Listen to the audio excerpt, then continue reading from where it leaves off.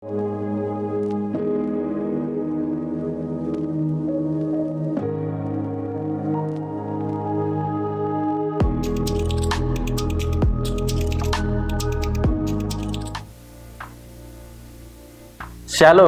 selamat pagi, salam sejahtera untuk sahabat-sahabat firman Allah yang berbahagia pada pagi hari ini.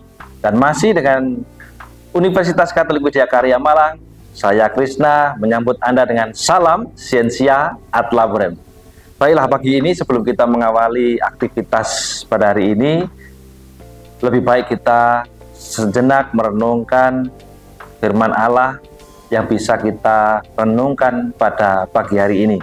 Baiklah, sebelumnya kita awali terlebih dahulu dengan tanda kemenangan Kristus. Dalam nama Bapa dan Putra dan Roh Kudus. Amin.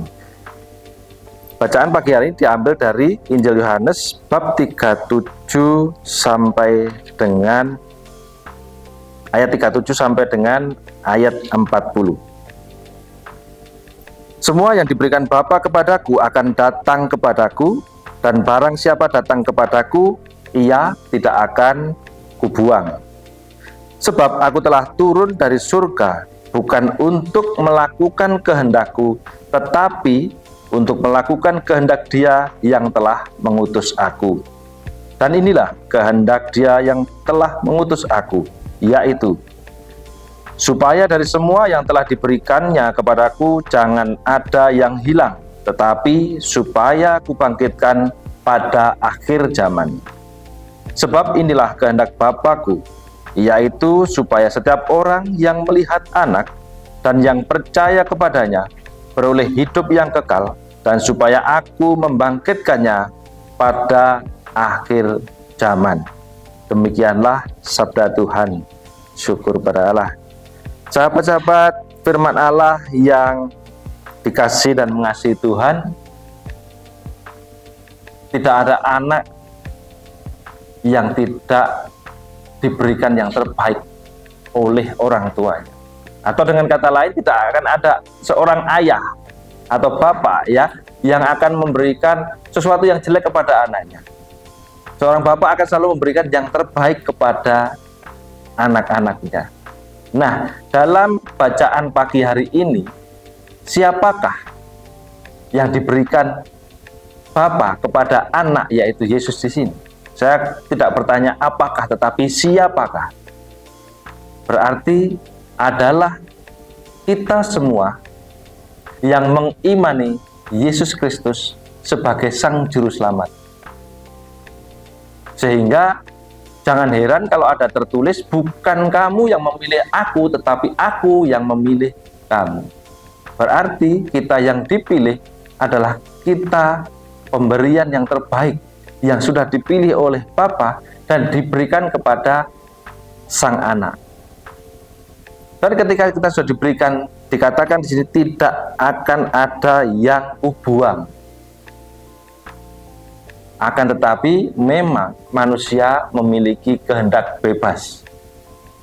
Kita boleh diberi keselamatan, tetapi kita boleh memilih apakah kita mau diselamatkan atau tidak mau diselamatkan. Itu memang kembali kepada masing-masing dari kita. Nah, berikutnya lagi adalah kenapa di sini dikatakan barang siapa percaya itu yang akan beroleh keselamatan. Karena memang dikatakan di sini bahwa nanti akan di 40 ini, sebab inilah kehendak Bapa-Ku, yaitu supaya setiap orang yang melihat Anak dan yang percaya kepadanya beroleh hidup yang kekal. Percaya kepada Sang Penebus, Sang Juru Selamat, dia akan beroleh hidup yang kekal, supaya Aku membangkitkannya pada akhir zaman. Pastinya percaya tidak hanya sekedar percaya saja, tetapi pastinya ada syarat dan ketentuan yang berlaku. Bagaimana menjadi seorang true believer atau orang yang percaya kepada Yesus Kristus? Tidak hanya secara konyol, ya saya percaya, tetapi kita tidak menjalankan perintahnya. Pastinya juga tidak. Ya, dan di sini dikatakan supaya Aku membangkitkannya pada akhir zaman. Akhir zaman adalah akhir ketika usia kita selesai. Kita tidak akan mengerti kapan, apakah dunia ini akan betul-betul kiamat, itu pun kapan kita tidak tahu. Tapi satu ya hal yang pasti, ketika umur kita di dunia ini selesai, itulah akhir zaman kita. Percayalah, di situ kita membutuhkan keselamatan. Keselamatan yang datang dari mana? Keselamatan yang datang dari anak yang diberi kepercayaan kepada bapaknya.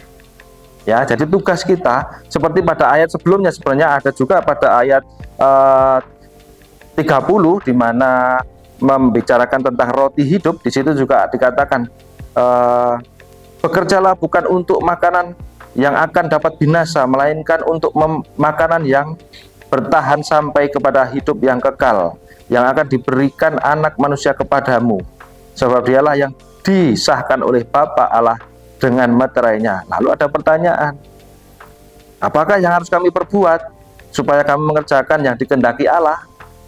Ini pertanyaannya, dan jawabannya adalah di ayat 29. Inilah pekerjaan yang dikehendaki Allah, yaitu hendaklah kamu percaya kepada Dia yang telah diutus Allah.